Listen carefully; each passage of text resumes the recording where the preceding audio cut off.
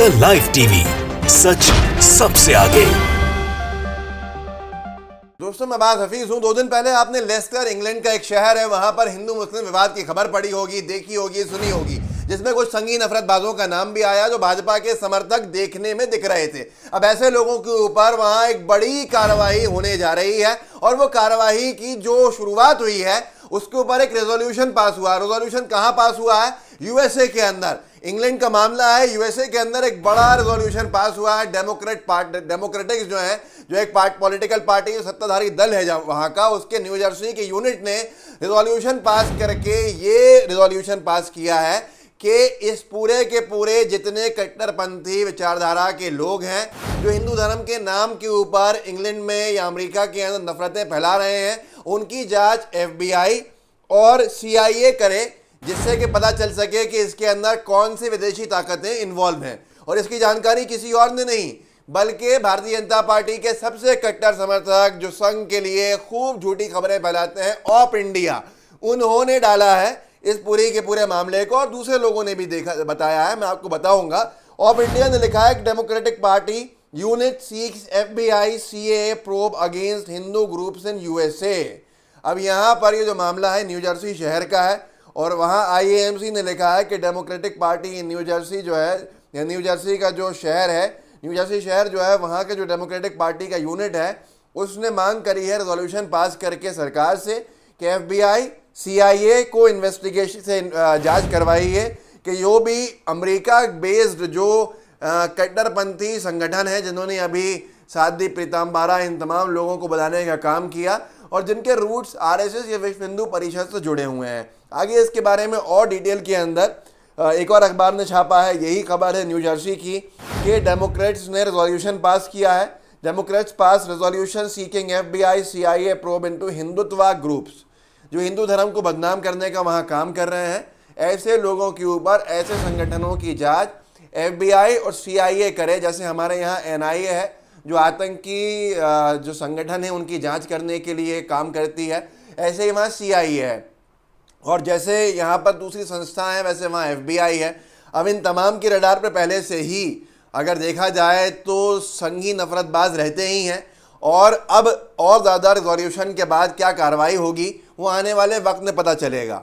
खालिद बैदून है, एक पत्रकार है, उन्होंने लिखा है कि हमने लेस्टर में जैसे देखा यूके के अंदर हिंदुत्व आइडियोलॉजी किस तरह से जो युवा हैं और बड़े हैं देश भर के अंदर उनको रेडिकलाइजिंग कर रही है, उनको कट्टरपंथी बना रही है और इससे बड़ा नुकसान है। अब इसी की वजह से इस तरह के रेजोल्यूशन जो है वो पास हो रहे हैं। अमेरिका के सत्ताधारी दल के न्यू जर्सी के यूनिट ने एक बड़ा रेजोल्यूशन जो पास किया है उसकी चर्चा पूरे देश भर में नहीं अमेरिका के बल्कि दुनिया भर के अंदर है। संगीन नफरतबाजों का डर भी जो है वाजिब है क्योंकि अमेरिका के अंदर, यूएस के अंदर बड़ी तादाद के अंदर पाए जाते हैं।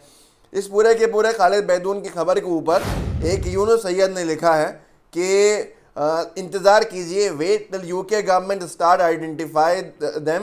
इंतज़ार कीजिए कि जब जैसे ही यूके की जो सरकार है वो इनको चिन्हित करे और फिर इनको ला धक्के मार के देश से बाहर निकाल दे। जहाँ पर ये जो चाहे नारे लगा सकते हैं वहाँ पर भेज दिया जाए। कितनी हमारे देश की बदनामी कराने का काम करते हैं ऐसे लोग जो धर्म के आधार के ऊपर कोई भी विदेश के अंदर प्रदर्शन या विरोध ऐसा जो अनैतिक हो वो करें, चाहे वो मुस्लिम हो चाहे वो हिंदू हो, इसमें कोई धर्म की वो बंदिश नहीं है। लेकिन यहाँ पर जिस तरह से संगी नफरतबाजों ने बेइज्जती कराने का काम किया है ये निंदनीय है। और अब ये दिन भी देखना पड़ रहा है कि हमारे भाइयों के हिंदू धर्म को ऐसे नफरतबाज बदनाम करेंगे कि इनकी जांच होगी एफबीआई और सीआईए की तरफ से रेजोल्यूशन पास होकर। ये दुखद भी है और पीड़ादायक भी है। आफ्ताब आलम ने लिखा है कि 1 मिलियन ईमेल्स, इन्होंने बड़ा खुलासा किया है, 1 मिलियन ईमेल्स, मौत की धमकियां और बलात्कार की धमकियां भेजी गई हैं यूएस एकेडमिक स्कॉलर्स को इस तरह के संगी नफरतबाजों की तरफ से। जब 50 यूनिवर्सिटीज़ ने सपोर्ट किया उस कॉन्फ्रेंस को जिसने हिंदुत्व के खिलाफ, देखिए हिंदू धर्म अलग है, हिंदुत्व अलग है, पॉलिटिसाइजेशन, हिंदुत्व के नाम के ऊपर नफरतबाजी फैलाना ये अलग है और हमारे हिंदूवादी भाई बहन हिंदू धर्म के लोग ये अलग हैं। ये थोड़ा सा अंतर समझिएगा। हिंदुत्व जो है वो विचारधारा अलग है और हिंदू मुस्लिमों को साथ रखने वाली विचारधारा, हिंदूवादी विचारधारा, वो अलग होती है। तो इन्होंने आगे लिखा है कि अब दुनिया जाग रही है ये पहचानने के अंदर कि आरएसएस और हिंदुत्व की नफरत का क्या असर होता है। देखिए आप, ये सारी की सारी चीज़ें लिखी जा रही हैं और इसके अंदर किसी ने यही बहुत बड़ी बात लिखी है कि ऐसे रेजोल्यूशंस के बाद ही नरेंद्र मोदी जी का अमेरिका के अंदर पाबंदी लगी थी, बैन लगा था एंट्री को लेकर। अब इस तरह से अगर रेजोल्यूशंस पास हो रहे हैं तो ये चिंता का विषय है, लेकिन वहाँ पर गोदी मीडिया कुछ अलग ही कैसेट चला रहा है। सुधीर चौधरी अपने शो के अंदर कह रहे हैं कि ब्रिटेन की डेमोग्राफी क्यों बदल रही है और इसमें ये आरोप लगा रहे हैं कि वहाँ की सरकार अब मुस्लिम तुष्टीकरण करने लगी है, इसलिए बदल रही है। अगर इस शो को कोई अंग्रेजी में अनुवाद करके यूके में ब्रॉडकास्ट कर देगा तो सिर्फ और सिर्फ मजाक बनेगा, इनका और कुछ नहीं होगा। आप सोचिए कि ये अपने वीडियो के अंदर कह रहे हैं कि जो हमारे देश में होता है मुस्लिम तुष्टीकरण, वैसा अब इंग्लैंड में होने लगा है। और इन्होंने जो कहा है, मैं आपको उसका एक अंशभाग सुनाऊंगा, लेकिन बता देता हूँ क्या क्या कहा है।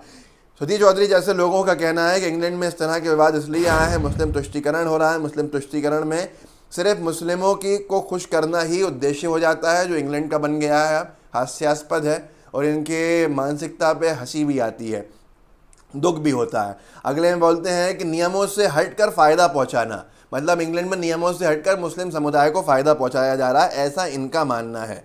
और एक और जो स्क्रीनशॉट है उसमें है इंग्लैंड में मुस्लिम तुष्टीकरण, दूसरे समुदाय की उपेक्षा। इनके हिसाब से ईसाई जो समुदाय है उसकी उपेक्षा होगी क्या इंग्लैंड के अंदर? वहाँ की सरकार जो है वो कैथोलिक है और वहाँ इनको लग रहा है कि मुस्लिम तुष्टीकरण किया जा रहा है और ईसाई समाज और दूसरे समुदायों की उपेक्षा हो रही है, मतलब उनको नज़रअंदाज किया जा रहा है।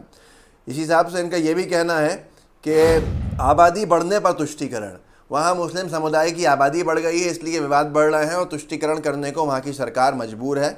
ये सारे के सारे दावे हैं माननीय श्री सुधीर चौधरी जी के। इसका अंशभाग सुन लीजिए और आपको समझ में आ जाएगा कि ये क्या कहना चाह रहे हैं। देखिए, भारत का बंटवारा हुआ था, भारत और पाकिस्तान नाम का अलग देश बन गया था जो कि धर्म के नाम पर बना था। आज उसी आग में ब्रिटेन खुद जल रहा है।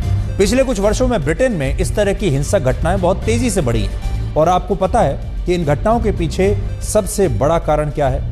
इसके पीछे सबसे बड़ा कारण है मुस्लिम तुष्टीकरण की राजनीति, जिसका प्रयोग हमारे देश में लगभग 75 वर्षों से होता आ रहा है, या ये समझ लीजिए उससे पहले से भी।